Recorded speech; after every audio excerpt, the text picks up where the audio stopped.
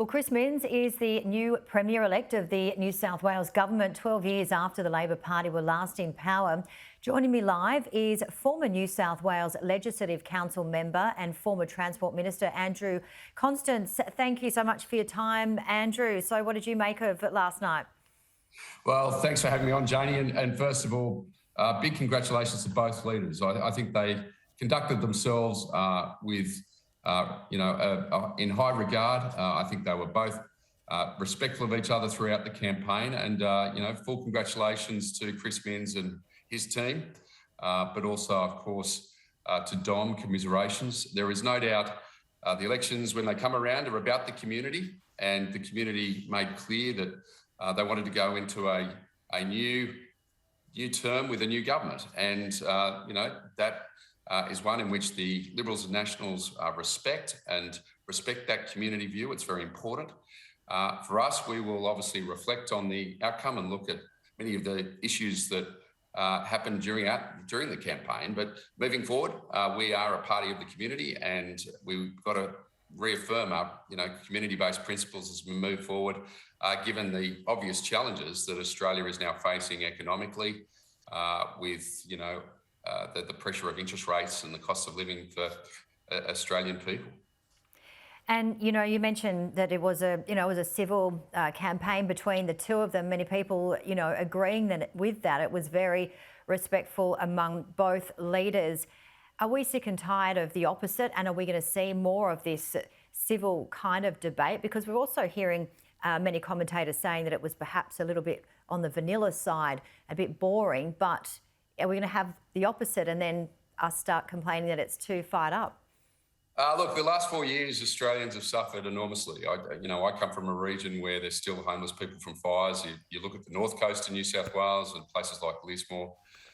People are struggling, and the last thing they want is polarising politics. They are right to expect their democratically elected leaders on both sides to work constructively. And I know from my time when I was early on as the Disability and Ageing Minister in the government back almost 12 years ago now, that by working in a bipartisan way with Jenny Macklin on the National Disability Insurance Scheme, you can achieve so much for the country. And, I think that, people might want to describe that as vanilla. I would prefer people to show respect, not get into the gutter, not attack each other personally. And then that way we can have the types of debate in terms of public policy and direction and debates about philosophy. Obviously Labor is built on a democratic socialist platform and moving, very clearly the Liberal Party and national parties are a strong coalition around the country, but we're based on the principles of individual freedoms. And, we were set up by Menzies as a party to be about, everyday Australians who want to get on with their lives without necessarily the big interference of government. So, it's really important that we are able to have those debates. And when you have civility between politicians instead of attacking each other, that's important. And polarising figures in politics, and I think this was clearly demonstrated in the result, people will obviously respond to kindness and care from political leaders. And that's what we saw from both leaders. And ultimately the community made their decision on that basis. Yep, well said. And what do we need to look at moving forward? Well, I think there's no doubt now that it's wall-to-wall Labor like it was back in 2007 under Kevin Rudd, that the Labor Party between state and federal governments make sure that they make the right decisions. So, we have seen economically in countries around the world some enormous challenges at this point in time. Particularly when countries are trying to deal with inflation and then the subsequent changes in interest rates. Australia's no different. We have seen an enormous pressure brought to bear on families and individuals very quickly as a result of changing economic circumstances. And I think it's really important that there's a bipartisan approach in terms of getting the country out of this economic challenge.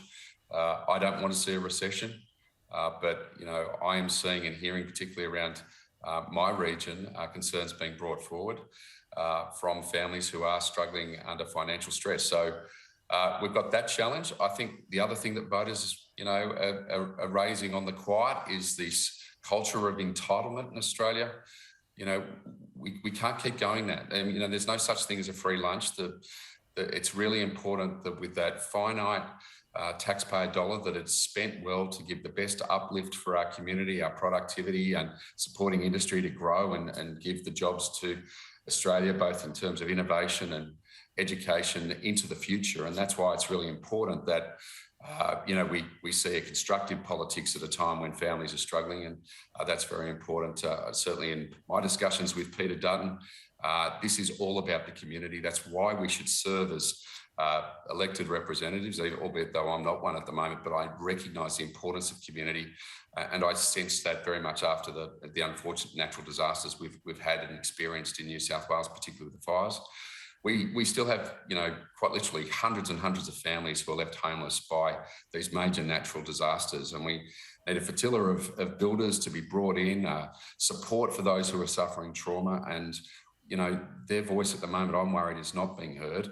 And we've got to make sure that we don't leave people behind in light of those circumstances. And I would urge both Chris Minns and Anthony Albanese to have a look at that issue, particularly right now, given that we have quite literally hundreds of people still in sheds and caravans as a result of fires and floods. Yeah, well, unfortunately, we have to wrap it up, Andrew Constance, but thank you so much, and we'll talk to you again very soon. Thanks, Joni.